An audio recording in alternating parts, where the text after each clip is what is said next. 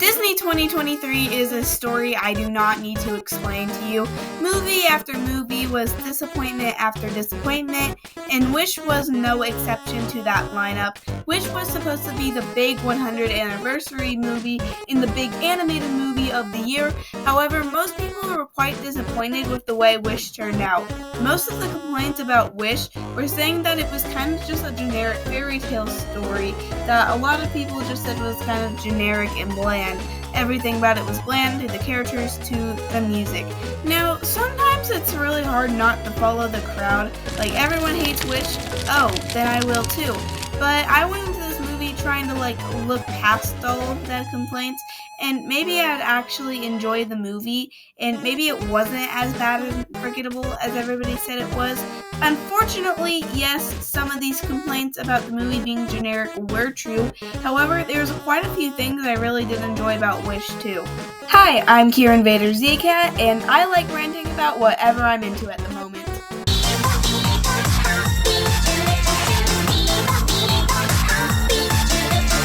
Hey y'all, before we actually start the video, I want to give a disclaimer. My microphone has been acting incredibly weird lately, and I have absolutely no idea why. The cord may be broken, my computer may just be acting weird, it may be my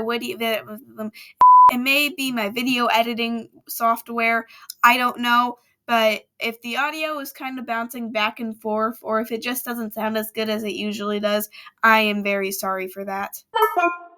I feel like the plot in the story was definitely the main problem of this movie. At the beginning of the video, I said that a lot of people said it was a generic fairy tale. I've been fumbling so much. People are saying it was a generic fairy tale story, and I can definitely agree with that. There was not a lot going with the story. It felt kind of lazy. It felt like they didn't know what the frickety frack they were doing, and it showed definitely. This movie also lacks so many transition scenes, and a lot of so many things just weren't explained, or they weren't explained well. There were so many parts where I just went, huh? Out of confusion. I was so confused with so many things that happened in this movie. An example of one of the scenes that made me go, huh? Was right after they sung At All Costs. These two people just sung a beautiful duet. And it's like, the king, he's such a good guy, and he clearly just wants to protect the wishes. And then he's like, actually, I'm a horrible person. And I feel like it just happened way too quickly. Honestly, the entire time, it felt like this movie, it was like focusing on something more than what the plot. Like, there's a greater focus than the plot, but I can't tell you what that greater focus was. Maybe it was the animation, the characters, I don't know. But it definitely didn't feel like the plot was the main focus of the movie, and then the plot ended up just feeling really weird. However, if there is one thing I absolutely love about this plot, it's Simon! Simon was peak! Simon is everything, and I love his character so much. He made the plot interesting. I was so shocked when he turned on Ayasha. I said her name wrong, didn't I was so shocked when he turned on Ayasha, or whatever her name is. I was so shocked when it was actually him instead of Magnifico, and I literally gasped so hard on all of his scenes. Let's go, I am a Simon stan. Okay, so concerning Simon, it might have been obvious to other viewers that he was gonna betray them. It might have been obvious, but it wasn't obvious to me. I was watching the new episode of Bluey 5 seconds ago, Ghost Basket, in that scene where Bingo crawled through the other door, and I literally gasped so hard. So I may just be I don't know, weak, but I liked it, even though most people probably didn't. Now, some people say that this movie was written by AI, and I can confirm that no, it was not. They started the production for this movie probably 7 years ago, because animated movies take a hot second to, animate. So I say no, it probably wasn't written by AI because this was way before the AI craze. However, I can see why somebody would think it was written by AI because I feel like just a lot of the plot points weren't thought out. In the movie, the plot just felt super weird. An example of this is the villain's main motivation. At the beginning of the movie, he wouldn't grant Ayasha's grandpa's wish because he said it was too dangerous, and Ayasha got mad about it. But honestly, before the king turned evil, I was honestly kind of on his side because there is a reason wishes are just wishes. There's a reason not all of our wishes can come true because sometimes wishes are dangerous. And listen, just going off of genie rules, I'm gonna say yes, Ayasha's grandpa's wish was very vague. We know that he wouldn't do anything bad, but the king doesn't know that, so I honestly can't blame him for not wanting to grant the wish. And what about that girl who wanted to fly? What if she started to fly and then went up to the atmosphere and then I don't know if flying science works. But I can honestly see why he wouldn't want to grant all of the wishes, and I was kind of on his side, but then he just became a jerk. But I'll talk more about that later. Okay, so a lot of people didn't like Asha for being an adorkable character. Basically, most Disney protagonists recently have been quirky and dorky, with the exception of Raya. But I don't really mind that she has the adorkable trope.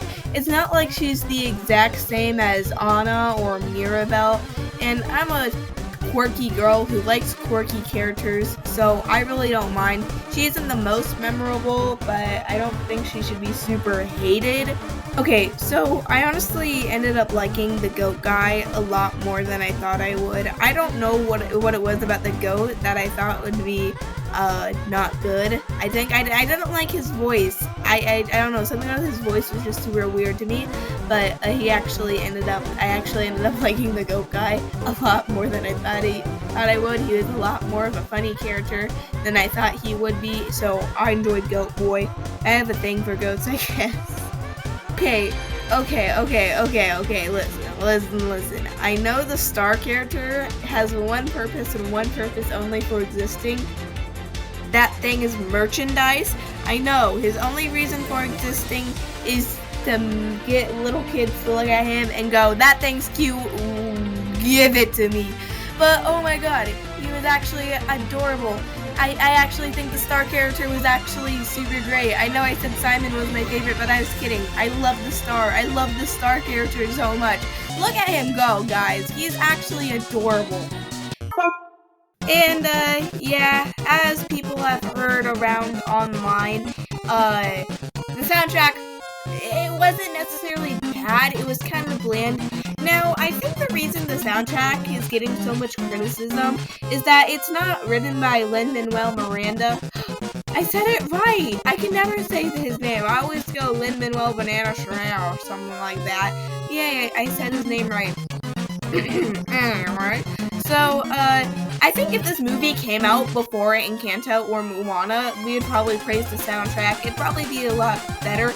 But now that Lin-Manuel Miranda has taken over the musical world along with Aries, it's I just think that it's not bad, but the music compared to his music is bad. So like I said, if this movie came out before Encanto, then we'd probably really, really like the music. However, because it wasn't written by Lin-Manuel Miranda, then we think it's compared to that, it's not as good. Now, I don't think the soundtrack was bad, but like I said, not much going for it. I think the best song was easily This Wish. It had the most power and emotion behind it. The second best song was Knowing What We Know Now. It's cool and mysterious, and I feel like it's missing just a little special spark, but I think that's easily the second best song. Knowing What We Know Now is what the villain song should have sounded like. Okay, K-pop group!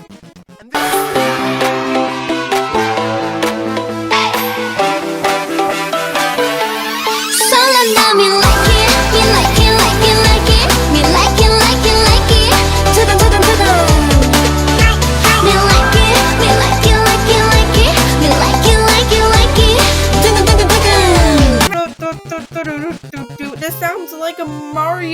Mario song or something. Like, I didn't like it. Everyone in my family was like, the villain song was so good. I'm like, no, it wasn't. And hello everyone, I'm Wiley from Wild Pete Studios. I have been invited by Zcat to talk about all of the references in this movie. And as the glorified Disney nerd that I am, that was what kept me watching this movie. For starters, all of Asha's friends were based off of the Seven Dwarves. A ton of the animals were named and or copied from other Disney movies, and I heard that the star's design was inspired by Mickey Mouse himself. Personally, I don't see it, but I wouldn't be surprised if that's what they were going for.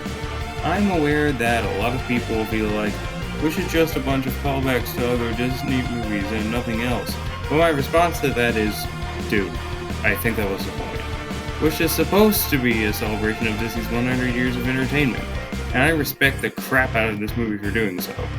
Anyway, back to you, Z. so at the beginning of the video, I think I recalled saying that this movie wasn't awful, but it wasn't great either. But what made this movie kind of not totally awful was, like I said, the soundtrack wasn't horrible, so some of the music was enjoyable. The animation was really nice and enjoyable. I especially like King Magnifico's like 2D animation magic. I think the CGI mixed with watercolor was a very good idea. Star was charming and a treat to look at, and the Disney references were fun. I think the Disney references are going, like, your opinion on them are gonna change from how big of a Disney fan you are. Anyway, those are my overall thoughts on Wish. Thank you for watching, and I hope to see you next time. Bye. Please subscribe.